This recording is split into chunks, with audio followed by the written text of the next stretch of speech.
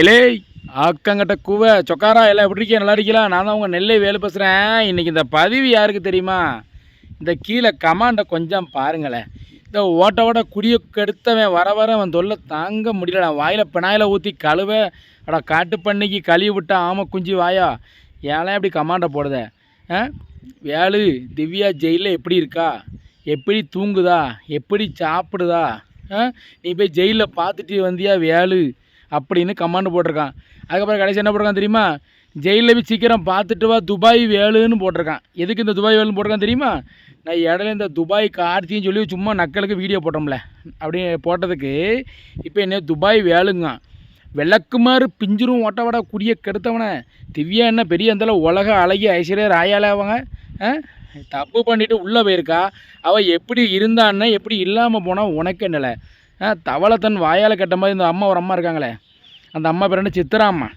நல்லது பண்ணுதேன் குழந்தைகளுக்கு, நல்லது பண்ணுதேன் குழந்தைகளை காப்பாற்றுன்னு சொல்லி அக்யூஸ்டே அந்த அம்மா தான். அந்த எதிரியே அவங்க தான். இதில் தப்பு பண்ணிவிட்டு அதுக்கு தலைவியாக வேறு இருந்து இந்த அம்மா சித்ரா அம்மா உள்ளே போய் கடைசியில் இப்போ களி தின்னுக்கிட்டு இருக்காங்க. சித்ரா, அந்த காவோ கார்த்தி, இந்த திவ்யா, இதில் வேற உள்ளே போய் பார்க்கணுமா ஜெயிலுக்குள்ளே? இல்லை உனக்கு ரொம்ப திவ்யாவை தேடுன்னு வச்சுக்கோ, திவ்யா கழிச்ச நீ போய் ஜெயிலுக்குள்ளே போய் பார்த்துட்டு வா, சரியா? நீ ஏதாவது ஒரு தப்பு பண்ணிவிட்டு ஜெயிலில் பார்த்துட்டு வாடா ஓட்ட வாட. உன்னை பச்சை கேட்பேன் மானங்கட்ட பையில உன்னை எடுத்து போட்டு அடிக்கலை. ஏழை இந்த மாதிரி கமாட்ட போட்டு தாலியாக இருக்க? திவ்யா பற்றி வைக்கல என்கிட்ட கையில் வேறு என்ன துபாய் கார்த்தி மாதிரி சொல்லதான் இனியே.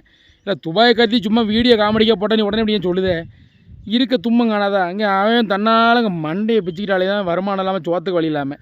இல்லை திவ்யா என்ன பண்ணுதா? திவ்யா பழு வச்சாளா? திவ்யா சாப்பிட்டாளா? திவ்யா காப்பி குடித்தாளா?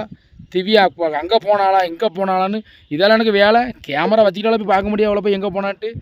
நாரம் மூதேவி ஆக்கங்கட்ட கூவ சாணியை கரைச்சி வயலில் ஊற்றிடுவேன். இந்த மாதிரி எனக்கு கமாண்டு போட்டேன். திவ்யா பற்றி எனக்கு கேட்டேன்னா மூதேவி.